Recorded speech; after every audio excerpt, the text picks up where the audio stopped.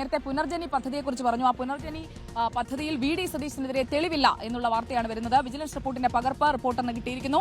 2025 September 19 നൽകിയ റിപ്പോർട്ടാണ് പുറത്തുവന്നത്. ഹരിമോഹൻ നമുക്കൊപ്പം. ഹരിമോഹൻ, ഇതൊരു വലിയ വാർത്തയാണ്. തെളിവില്ല. അപ്പോൾ CBI വരുന്നത് എന്തിനാണ്? സുജയ, അതാണ് ഏറ്റവും കൗതുകം. അതായത് 2 റിപ്പോർട്ടുകളാണ് പുനർജനി പദ്ധതിയിൽ വന്നിരിക്കുന്നത്. ആദ്യത്തെ റിപ്പോർട്ട് യോഗേഷ് ഗുപ്ത വിജിലൻസ് മേധാവിയായിരിക്കുന്ന സമയത്താണ്. ആ സമയത്താണ് ഈ വിദേശ നാണ്യ വിനിമയ ചട്ട ലംഘനവുമായി ബന്ധപ്പെട്ടുകൊണ്ട് ചില സംശയങ്ങൾ തോന്നുകയും അതിന്റെ ലംഘനം നടന്നു എന്നുള്ള ഒരു പ്രാഥമിക നിഗമനത്തിന്റെ അടിസ്ഥാനത്തിൽ അതിൽ CBI അന്വേഷണം വേണം എന്നുള്ള ശുപാർശ സർക്കാരിന് യോഗേഷ് ഗുപ്ത മേധാവിയായിരിക്കുന്ന വിജിലൻസ് നൽകിയിട്ടുള്ളത്. പക്ഷേ അതിനുശേഷം മനോജ് എബ്രഹാം വിജിലൻസ് മേധാവിയാകുന്നു.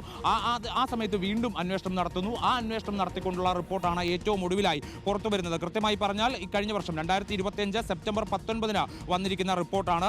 ആ റിപ്പോർട്ടിൽ പറയുന്നത് പുനർജനി പദ്ധതിയുമായി ബന്ധപ്പെട്ടുകൊണ്ട് വി.ഡി. സതീശൻ MLA-യുടെ അക്കൗണ്ടിലേക്ക് പണം വന്നതായി കണ്ടെത്തിയിട്ടില്ല എന്നുള്ളതാണ് ഏറ്റവും പ്രധാനപ്പെട്ട ഒരു കണ്ടെത്തൽ.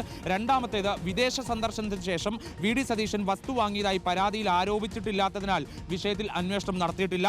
മൂന്നാമത്തേത്, പുനർജനി ഫണ്ട് കൈകാര്യം ചെയ്തിട്ടുള്ളത് മണപ്പാട് ഫൗണ്ടേഷൻ എന്ന സന്നദ്ധ സംഘടന മുഖേനയാണ്. വി.ഡി. സതീശൻ ഫണ്ട് കൈകാര്യം ചെയ്തതായി അറിവായിട്ടില്ല. ഒപ്പം തന്നെ അഴിമതി നിരോധന നിയമ സെക്ഷൻ 7A എന്നീ 2 വകുപ്പുകൾ പ്രകാരമുള്ള കുറ്റങ്ങൾ വി.ഡി. സതീശൻ ചെയ്തതായി കണ്ടെത്തിയിട്ടില്ല എന്നുള്ള പ്രധാനപ്പെട്ട ചില കണ്ടെത്തലുകളോടുള്ള ക്ലീൻ ചിറ്റാണ് വിജിലൻസ് നൽകിയിരിക്കുന്നത് എന്നുള്ളതാണ് വളരെ പ്രധാനപ്പെട്ട കാര്യം.